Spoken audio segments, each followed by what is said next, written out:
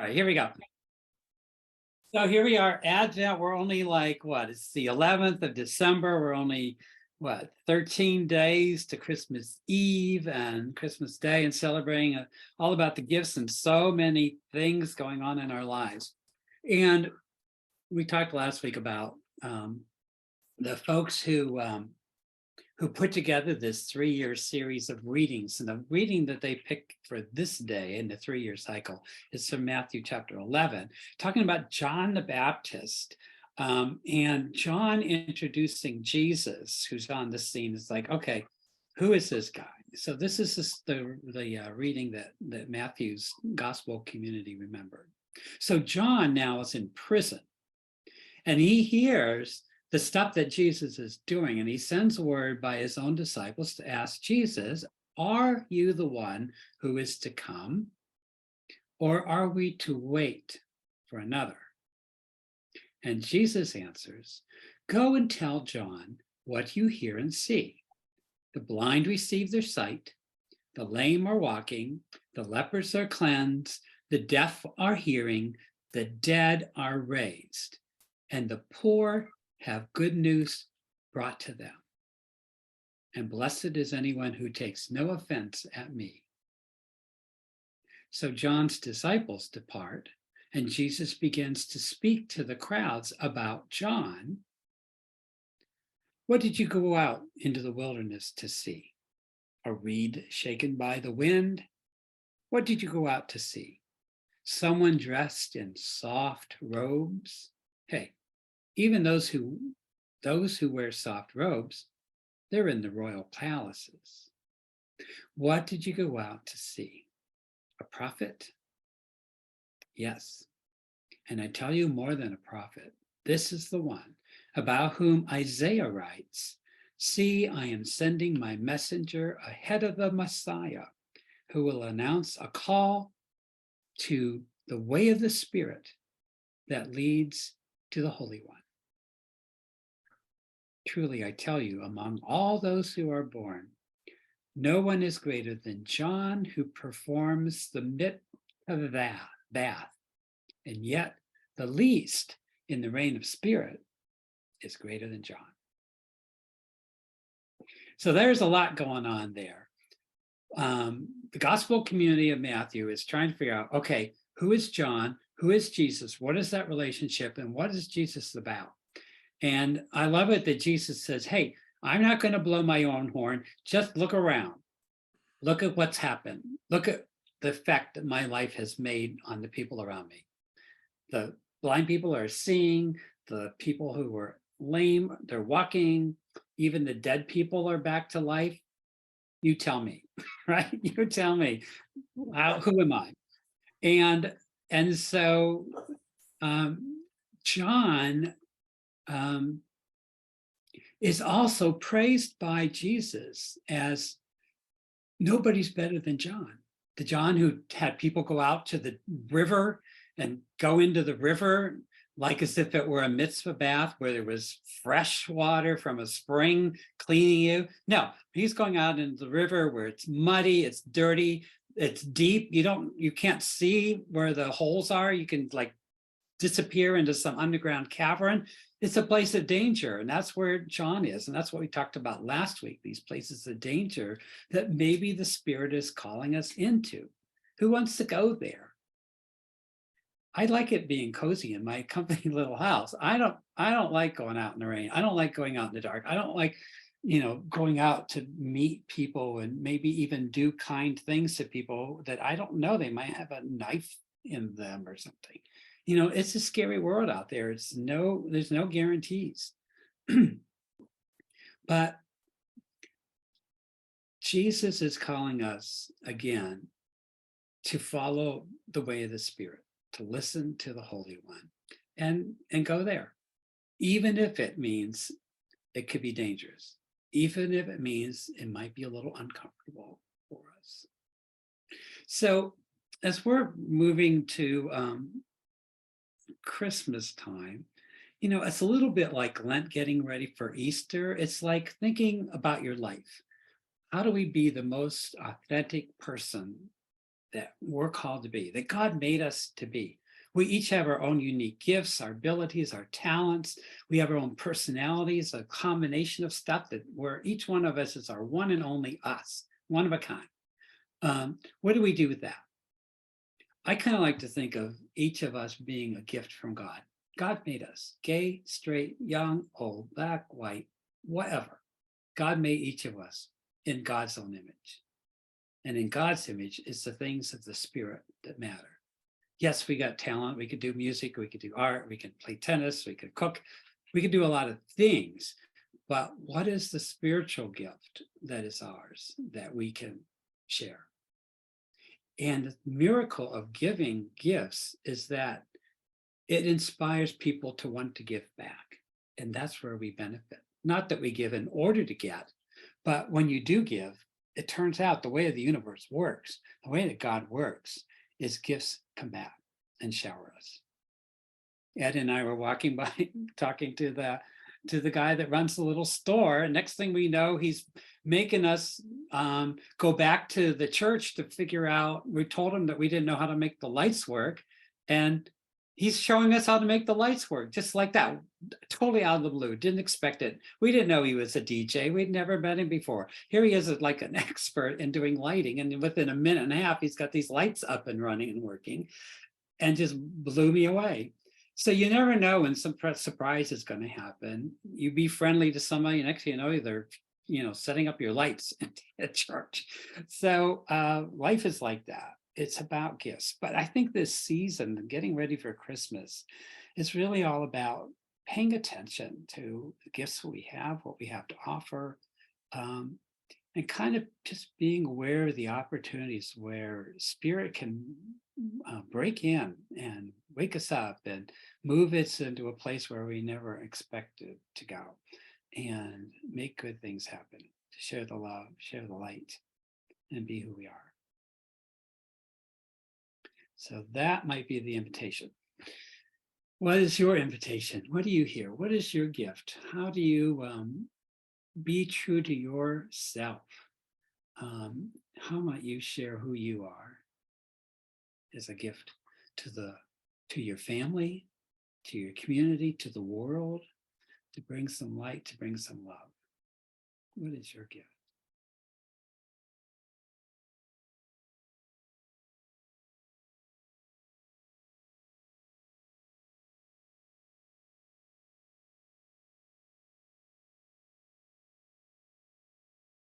I have a question, Rob. Mm. When you were reading that, I heard, "What did you see?" a few times. Mhm. Who was saying that? Jesus is saying that. Let me check here. Yeah, so Jesus is talking about John. Mhm. So when people went out to see John in the wilderness, baptizing in the river in the wilds, John wearing his camel hair and his eating locusts and all the weird stuff John is doing out there. So Jesus is asking the people, well, what did you think about John? And so he asked, like good ears, he did ask 3 times, what did you go out to see? And that's a question for us too, I'd say. What are you doing with your life? What are you expecting to see out there? What are you expecting from other people? What did you expect from John? What do you expect from your family? What are you seeing? What are you noticing? What is God up to out there? So That's what what I did thought. that make you think? So, so when you were reading and telling that story, it took me back to, so I turned 18. I was still a senior in high school. I'm a December baby, so I was basically a legal adult when I was a senior in high school. So it brought me to this experience that I had where I left home for a brief bit, kind of like people leaving to go see John go in the water. And in my story, I wasn't getting the acceptance that I needed at home. My dad was not great, macho Puerto Rican guy, and he's got a queer son. And my mom really just is quiet and just cuddling and, doesn't want to upset my dad, but doesn't want to see me upset. So I was like, I'm out of here. So the question is like, what did I see? What was I looking for? And the biggest thing was acceptance. So I had a great friend, we lost touch after all these years from high school. It was awesome. So she was like, you can stay with me and my mom. Her mom was a single mother. And I keep repeating, what did I see? Because I saw a lot. I saw acceptance. I saw real ugliness because her mom, unbeknownst to me, was an alcoholic. And just that's nothing that I ever saw in my household. I saw discomfort because I slept in the garage. There was no heat in the garage. So, but these are things that what I needed to see was not what was at home. I didn't want to see what was at home. So these are things that you go through. I lived and mind you, I don't even think it was like more than 2 months, but still 18 years old, like I've had it up to here. Anyway, this was a long time ago. My dad's a different man. Discomfort, sleeping in a garage, self-reliance. I had my own job. I think I was a busboy at the time. So I was making daily cash, tips and stuff like that. Theft, went into the garage and stole all my quarters, and I wasn't paying rent, so I could consider that as rent. Now as an adult, I'm like, okay, whatever. But still, as an 18-year-old, that really hurt me. This was my money. I'm not living at my house. I'm living in your garage. And the biggest thing was independence. I could come and go as I pleased. There was a separate entrance into the garage. I had a little space heater and a bed and, whatever. But the moral of the story is you go out to, what did you see? And you see the things that you want versus the things that you have. And what I had was not enough. So that is what it's like. I amaze myself sometimes how I can put these stories to like what my life adventures are. But at the end, I realized that I was much better off at home versus struggling, in a garage. And my parents calmed down. Things were better. And then I went off to college, when I graduated from high school. So that was months later. So it was just kind of you need to stop being so unaccepting, because I can just leave. And I could have left permanently. It would have been very hard because it was hard enough. But I think that my parents realized I can lose this kid. And I just learned the hard way that way. I always start to blubber. Sorry. But anyway, it just made me a stronger person. And it is not easy to stand up to your parents. Yeah. It takes a lot of courage. And you just did it. In a way, you were desperate and you just took. I was desperate. And this was in 1984, like the end of 1984, beginning of 1985, where we didn't have the resources kids have now. Like, think about it. Think about when we were all in high school. We didn't know. I didn't have a gay a role model. It was non-existent. It just was. Everyone was in the closet. This was, like I said, this was 1984. I was in high school, and what do? Thank goodness I never thought of killing myself ever. That never crossed my mind. But I could just imagine I'm very strong-hearted, but someone who's not strong-hearted, where maybe that's their only answer. And I'm just so glad that today there are way more resources than there were in 1984 and 1985. I still don't think there's enough. However, I had to like smile and grin, and I don't know what that saying is, grin and bear it, maybe, and just get through it. And then when I went off to college, it was very different because I was independently blessed. Like my parents said, you're going to Arizona. They thought that that would cure me. Sending me to Arizona, to the University of Arizona, but that just made me even more gay, which was fantastic. It was the best thing they could have done to me. So. Thank you so much for sharing that. Absolutely. About your life.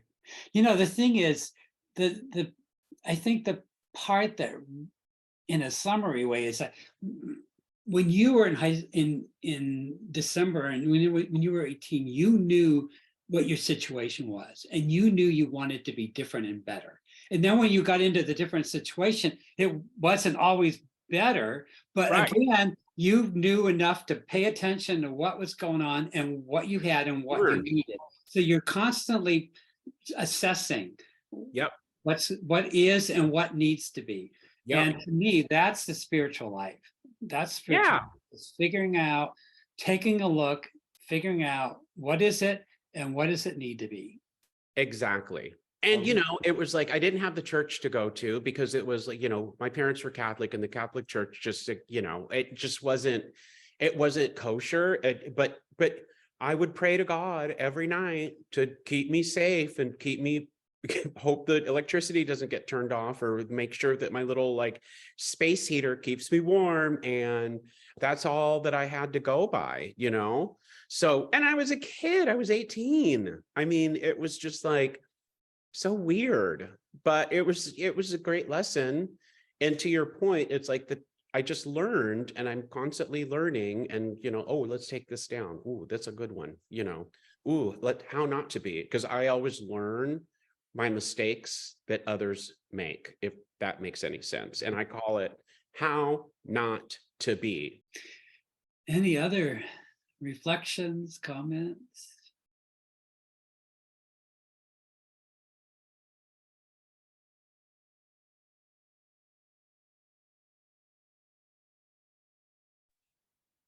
Well, you know what I'm going to say.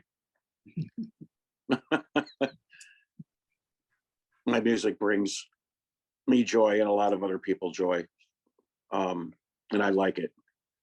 And I just try and be as a kind and loving and friendly person as I can. I get a little catty and bitchy sometimes, but, and then I remember, that's not cool. Tamp that down. Don't do that. That's a bad habit. Don't do that anymore. And I think I'm succeeding. It's really all I have to give. And I give it freely. Yeah, you do. That's my 2 cents. Yeah. Michael, you have a big voice and you have a big heart. Oh, It's a wonderful gift. thank you. Well, I love how we can hold silence together too. It's very peaceful. It makes me very uncomfortable. Just you don't look uncomfortable, but that's okay. So embrace your discomfort and say, okay, we're connecting. There's a moment here that's beautiful and precious, and that's okay just to be in that and enjoy that, because it's kind of rare, I think, for a lot of folks that don't get a chance to share their heart and to be accepted and be okay and know that we're here for you. And that's what Stonewall Ministries is as a community. Healing spiritual wounds. And we have our wounds. We need our healing. We know what we need. We know what we have. So thank you for your sharing.